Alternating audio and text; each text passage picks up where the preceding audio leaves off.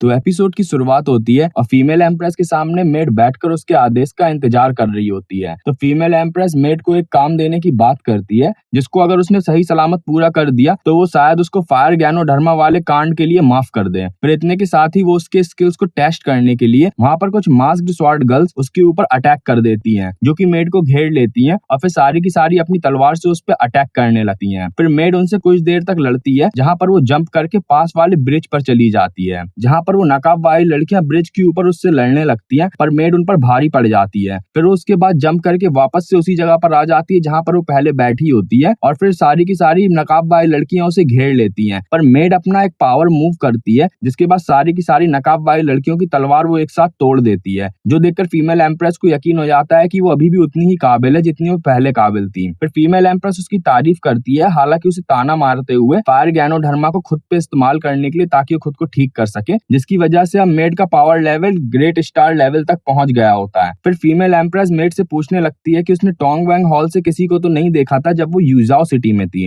जिसपे मेड के मना करने पे फीमेल एम्प्रेस उसे लूटेन जिया की एक फोटो दिखाती है कि क्या उसी ने उसको फायर ज्ञानोधर्मा पिलाया था ताकि वो उसकी जान बच जाए। तो मेड लूटेन जिया का चेहरा देखकर इस बात की हामी भर देती है, जिसपे फीमेल एम्प्रेस मेड को बताती है कि उसके हिसाब से लूटेन जिया और अंकल यांग का कोई कनेक्शन है, जिसकी वजह से लूटेन जिया का ड्रैगन स्प्रिंग से भी कोई कनेक्शन है और इसी की वजह से टोंगवैंग हॉल और जुआंग मिक्सैक दोनों के दोनों उसके पीछे पड़े हुए हैं। तो वो मेड को फाइनली लूटेन जिया को वहां पर फीमेल एम्प्रेस के सामने लाके उसके पेश करने का आदेश देती है और फिर इसी के साथ साथ सीन शिफ्ट हो जाता है।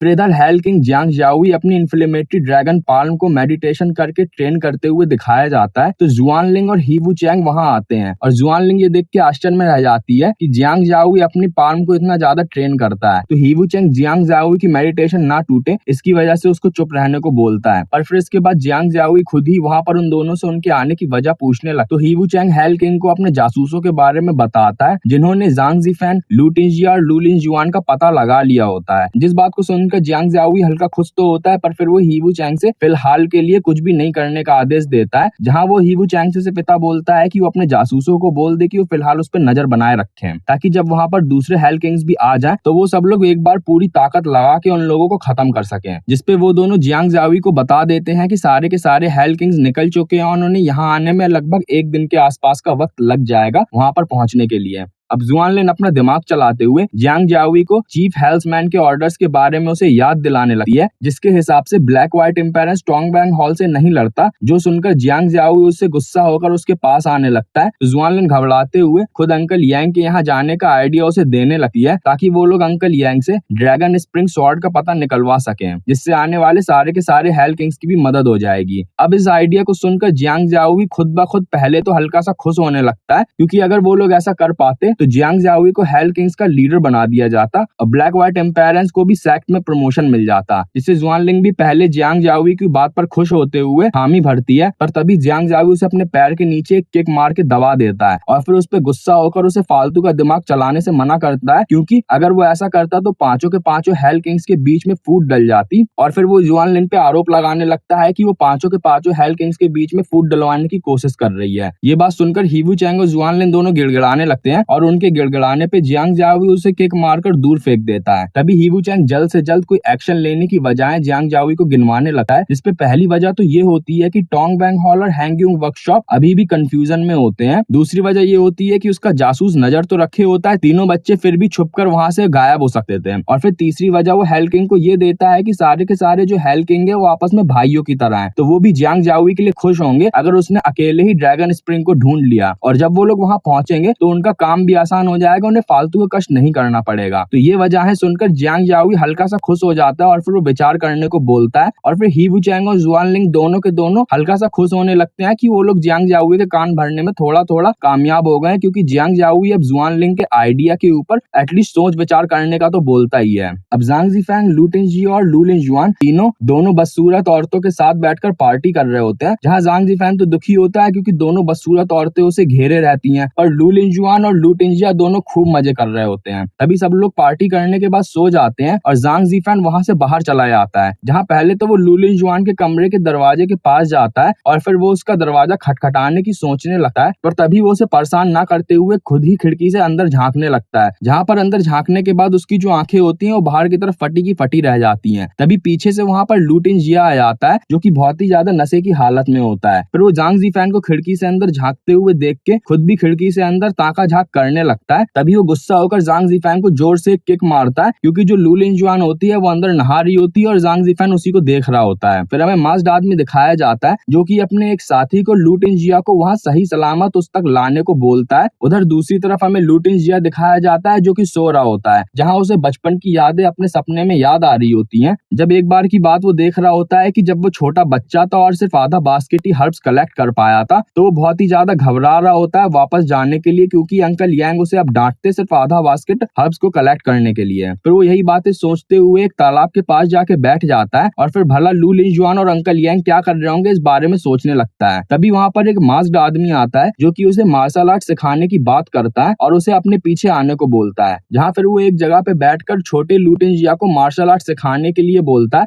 पर पहले वो उससे एक वादा लेता है कि वो उसकी इजाजत के बिना कभी भी मार्शल आर्ट्स पहली बार नहीं करेगा, और अगर उसने 10 साल से पहले कभी भी मार्शल आर्ट का उपयोग किया तो वो उसे वहीं मार देगा। जिसपे छोटा लू टिंजिया घबराते हुए हामी तो भर देता है। फिर अचानक से वो आदमी अपना मास्क हटाता है और वो अंकल यांग निकलते हैं, जो कि उसे भरा बुरा कहते हैं मार्शल आर्ट उसकी सीखने में हामी भरने के लिए। फिर वहां से वो अचानक से गायब हो जाते हैं और फिर तभी लू टिंजिया को लू लिंजुआन उठाने लगती है, क्योंकि लू टिंजिया बहुत ही ज्यादा घबरा गया होता है सपने को देखकर। फिर लू टिंजिया जग जाता है और कोई उन पर नजर रखे होता है। तभी लू लिंजुआन उसे फटाफट फ्रेश होने को बोलती है ताकि वो लोग अपना सफर जारी रख सके। तभी लू टिंजिया उस नजर रखे शख्स को देख लेता है और फिर उससे पूछने लगता है कि आखिर वो वहां पर क्यों खड़ा हुआ है। तो वो आदमी उसे बताता है कि वो ठंडा ठंडा कुएं का पानी लाया ताकि वो सुबह सुबह फ्रेश हो सके, जिसको लू लिंजुआन एक जगह पर रखवा देती है। फिर हेल किंग के पास लेटर आता है कि तीनों बच्चे निकल रहे हैं अपने सफर पे, जिसपे ही वू चैंग चापलूसी करते हुए उसे अभी तीनों बच्चों को निकलने देने से पहले ही पकड़ ले इस बात का आइडिया देता है, क्योंकि जितना ज्यादा देर होगी वो बच्चे उतना ज्यादा दूर जाएंगे, और वो जितना ज्यादा दूर जाएंगे टोंग वैंग हॉल और हांग युंग वर्कशॉप को भी उतनी ज्यादा खबर मिलेगी उनके बारे में। फिर वो अपनी चापलूसी भरी बात को जारी रखते हुए बोलता है कि फिर 5 हेल किंग्स को फालतू में उन लोगों से भी लड़ना पड़ेगा। तो फिर हेल किंग अभी ही ब्लैक व्हाइट टेम्पेरेंस को सारे के सारे सोल्जर्स को एकजुट करके उनके साथ चलने का आदेश देने के लिए बोलता है, क्योंकि हेल किंग जियांग जाओई मान गया होता है ही वू चैंग की बात, और अब वो लोग जांग ज़ीफैंग, लू टिंजी और लू लिंजुआन तीनों को पकड़ने के लिए जा रहे होते हैं। अब इधर लेडी मैंग को एक खबर आ गई होती है कि हेल किंग अपने आप से ही तीनों बच्चों को पकड़ने जा रहा है, उसके सारे के सारे ऑर्डर्स को इग्नोर करते हुए। इस पे लेडी मैंग ब्लैक और रेड मैजिस्ट्रेट से अपनी चिंता जताती है, क्योंकि उसके हिसाब से जियांग जाओई लालची बन रहा है